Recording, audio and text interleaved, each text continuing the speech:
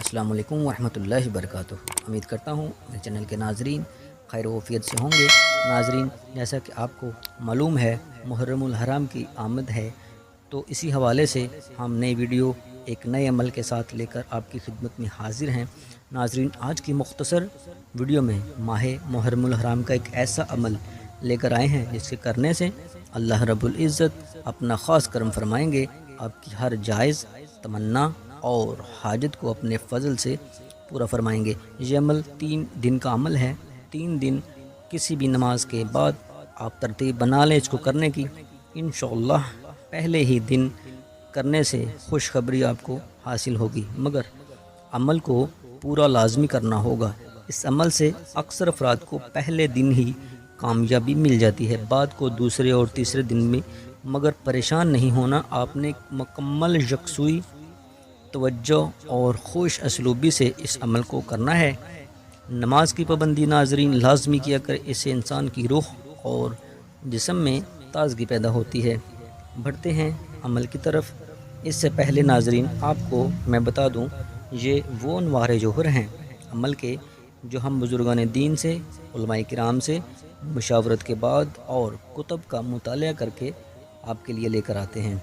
इसलिए नेकी की नीयत से सब्सक्राइब लाजमी कर लें और सवाब की नीयत से शेयर लाजमी किया करें, इससे हौसला अफजाई मिलती है।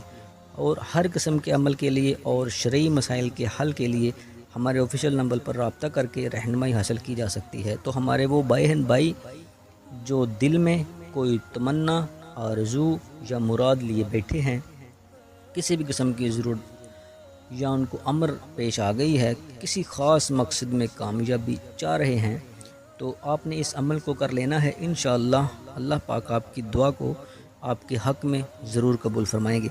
जैसा कि मैं पहले अर्ज़ किया कि 3 दिन का ये अमल है। किसी भी वक्त मुकर्रर यानी किसी भी नमाज के बाद आप इसको कर सकते हैं। यानी कि अगर नमाज ज़ोहर के बाद पहले दिन इस अमल को किया था, तो दूसरे और तीसरे दिन भी ज़ोहर के बाद ही इस अमल को करना लाजिम होगा। करना कुछ इस तरह से है कि जैसा ही आप नमाज अदा कर चुके, तो आपने 2 नौफल सलातुल हाजात के पढ़ने हैं। इसके बाद वहीं बैठे हुए 11 मरतबा दुरूद इब्राहिमी नमाज वाला जो दुरूद पाक पढ़ना है, और फिर 41 यानी कि 41 मरतबा सूरह कौसर आपने पढ़नी है। सूरह कौसर को 41 मरतबा 41 मरतबा तिलावत के बाद 11 मरतबा दुरूद इब्राहिमी पढ़कर अल्लाह के हजूर हाथ उठाकर अपनी तमाम हाजात, दुख, बीमारियों, मुश्किलात के लिए अल्लाह से दुआ करनी है। इंशाअल्लाह इस अमल की बरकत से आपकी दुआ को अल्लाह पाक आपके हक़ में ज़रूर कबूल फरमाएंगे।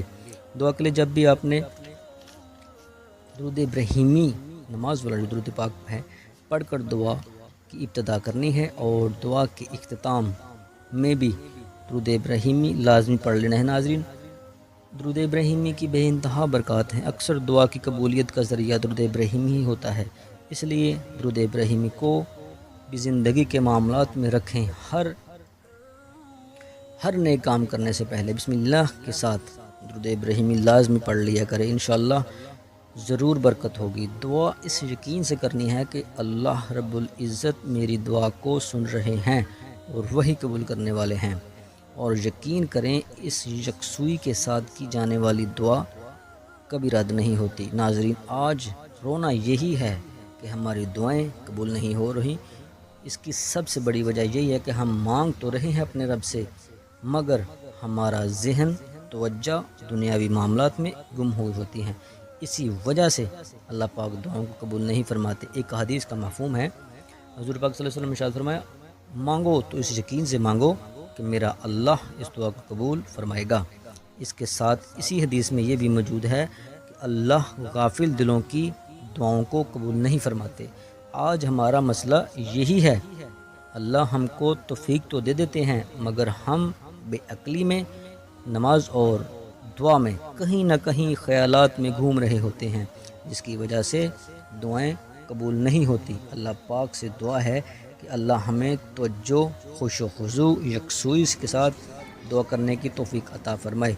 उम्मीद है कि आपको ये हमारी वीडियो पसंद आई होगी। अमल की इजाज़त आम है, मगर چینل کو سبسکرائب لازمی کر لیں۔ اس چینل کے بہتر بنانے کے لیے اپنی رائے کے اظہار کے لیے کمنٹ لازمی کریں۔